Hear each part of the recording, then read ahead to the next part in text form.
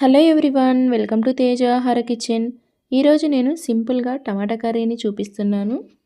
ఈ టమాటా కర్రీలో లాస్ట్లో నేను చూపించే పొడిని వేసుకున్నారంటే టేస్ట్ అనేది చాలా బాగుంటుంది. వేడివేడి అన్నంలోకైనా చపాతీలోకైనా ఈ కర్రీ అనేది చాలా బాగుంటుందండి. దానికోసం ముందుగా 4 మీడియం సైజ్ టమాటాలను తీసుకోవాలి, కడిగి పెట్టుకుని. అలాగే 2 మీడియం సైజ్ ఆనియన్స్ని కూడా తీసుకోవాలి.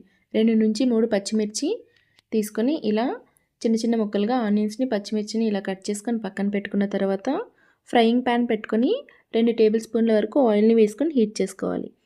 1 టీ స్పూన్ జీలకర్రని, 1 టీ స్పూన్ ఆవాలు, దంచి పెట్టుకున్న వెల్లుల్లిపాయలు 7 నుంచి 8 వేసుకోవాలండి. వెల్లుల్లిపాయలు ఎక్కువ వేసుకోవడం వల్ల మంచి ఫ్లేవర్ ఇస్తుందండి కర్రీకి.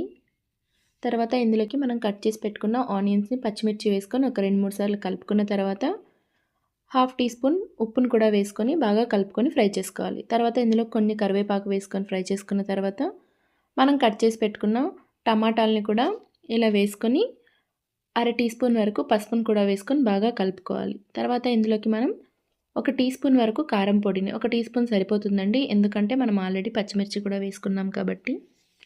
వేసుకుని బాగా కలుపుకున్న తర్వాత ఇప్పుడు రుచికి సరిపడా ఉప్పుని ఆల్రెడీ మనం 1/2 టీ స్పూన్ వేసుకున్నాం కదా. తర్వాత ఇందులోకి కంప్లీట్గా కర్రీకి సరిపోయేంత ఉప్పుని వేసుకొని ఒకసారి కలిపిన తర్వాత మూత పెట్టి టమాటాలు మగ్గే వరకు ఫ్రై చేసుకోవాలి. ఇప్పుడు ఈ కర్రీలోకి మనం ఒక పొడిని చేసుకుందాము. దానికోసం ఒక కడాయి పెట్టుకొని ఇందులోకి మనం 1 టేబుల్ స్పూన్ వరకు పల్లీలను వేసుకొని లో ఫ్లేమ్లోనే దోరగా వేయించుకోవాలి.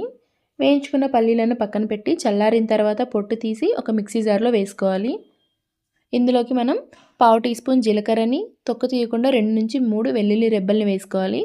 కొంచెం సాల్ట్ని వేసుకొని బరకగా మిక్సీ పట్టుకోవాలి. ఈ బరకగా మిక్సీ పట్టుకున్న పౌడర్ని పక్కన పెట్టేసుకొని ఇప్పుడు ఉడికిన టమాటాలని చూద్దామండి. చూడండి, మూత తీసాక టమాటాలు ఎలా ఉడికిపోయాయో బాగా మెత్తగా అయిపోయాయి. వీటిని ఒక 2 నుంచి 3 నిమిషాలు బాగా కలిపిన తర్వాత గరిటెతోనే ఇలా మెత్తగా ప్రెస్ చేసామంటే అది ఇంకా మెత్తగా అయిపోతాయి. కర్రీ అనేది చాలా బాగుంటుందండి ఇలా చేసామంటే టేస్ట్.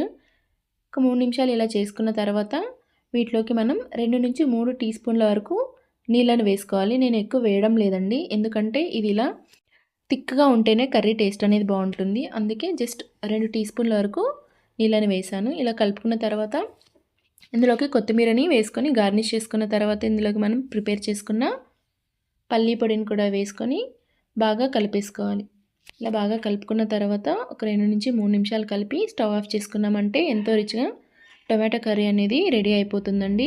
మామూలుగా కాకుండా ఇలా ఒకసారి ట్రై చేసి చూడండి, టేస్ట్ అనేది చాలా బాగుంటుంది. వీడియో నచ్చితే లైక్ చేసి సబ్స్క్రైబ్ చేయండి. Thank you for watching.